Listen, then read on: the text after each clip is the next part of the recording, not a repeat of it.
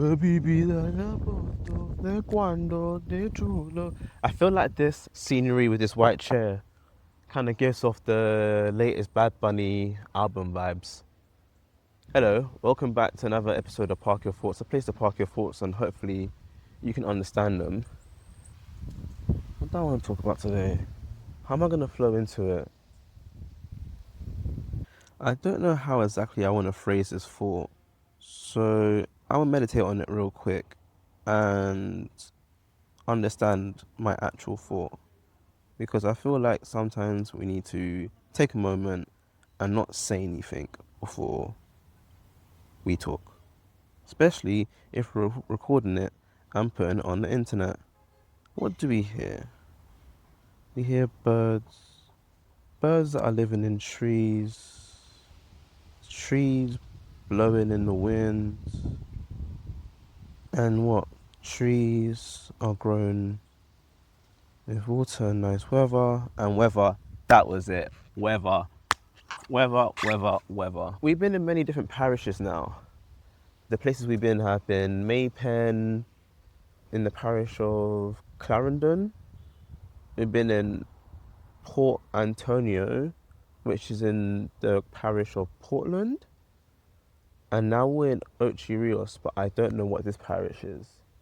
And I feel like each individual parish has had its own unique feature when it comes to its nature. And by far, the nature in Port Antonio has been the best. By far, the prettiest parish.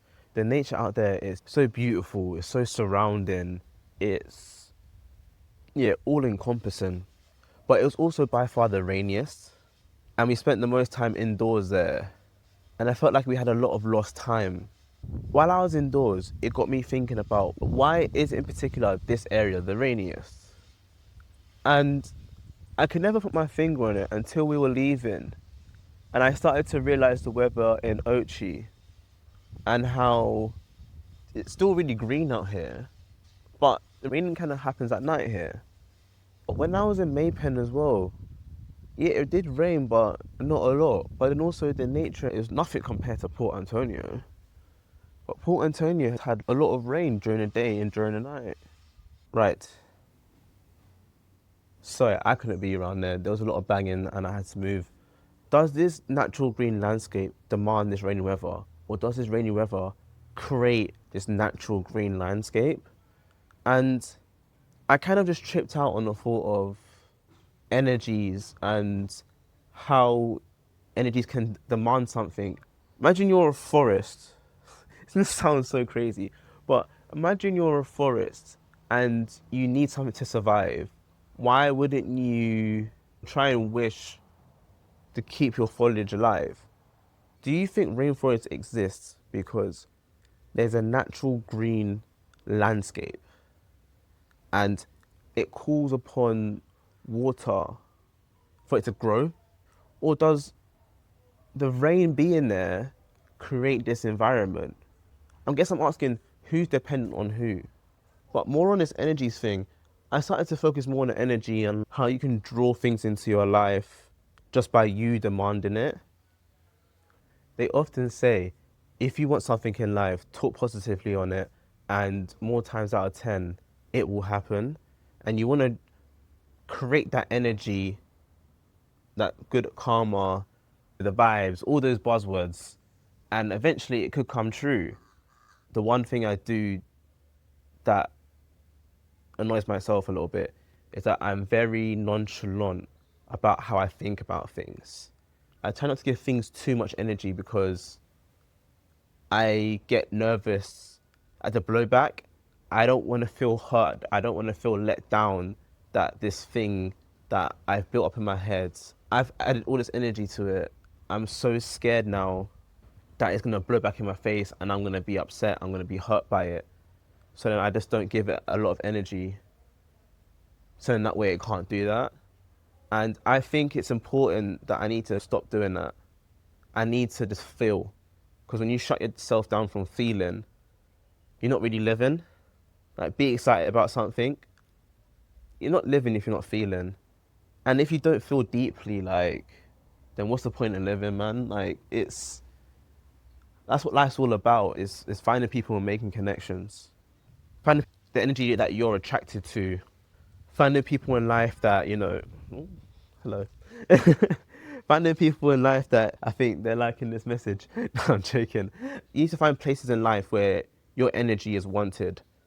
And you can only do that if you create good energy yourself. I've been saying the word energy a lot, but that word can be substituted for vibes. It could be substituted for karma. It could be substituted for a lot of different words, but it will all mean the same thing, and that's just basically just be a good person. And it sounds so generic. It sounds so boring to say because it's the truth. Back to the weather thought.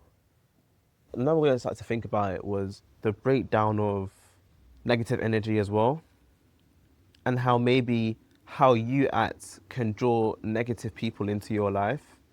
Like if you are constantly anxious and you don't know how to think for yourself, you're going to draw people in your life that are narcissistic or manipulators because they know that you're an easy target. They know that they can just move you around where they want you, where you need you. They can lie to you, they can get away with it, all because you're not true in yourself. I'm not saying just get rid of your anxiety or just get rid of this negative thing that you're doing, because you'll have to sit down and understand it first before you can even rid of it. But what I'm saying is, if you feel like you're attracting a certain character in your life, maybe the way how you're living your life isn't the best.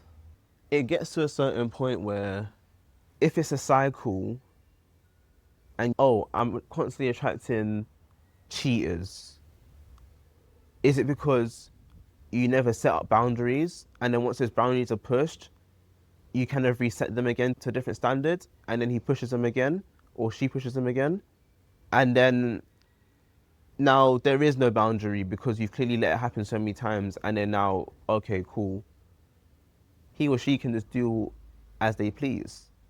How are you going to break that cycle? How are you going to stop giving off this energy that attracts a certain negative energy? How can you now start giving off a good energy to find good people? Because I'm not going to lie to you, yeah. Of course, I've still met negative people in my life, but because I meet them doesn't mean they have to be in my life. During this self-healing journey that I've been on, the people that I've met that I've generally liked and understood, I've kept them in my lives.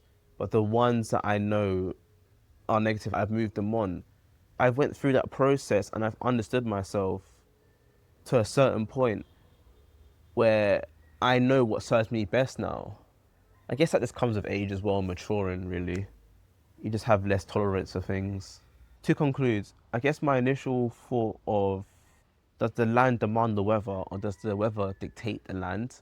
That thought led me into thinking what energies you can attract and demand.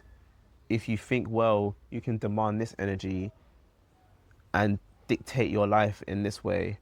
And if you're insecure in yourself and you give off a lot of different energies, you can attract a real negative, self-serving people in life. So try to be secure in yourself and just ward off those people. I feel like there's more to this thought, but I just wanted to record those initial stages first of this thought. Yeah, I think that's it. All right, love you guys. Bye.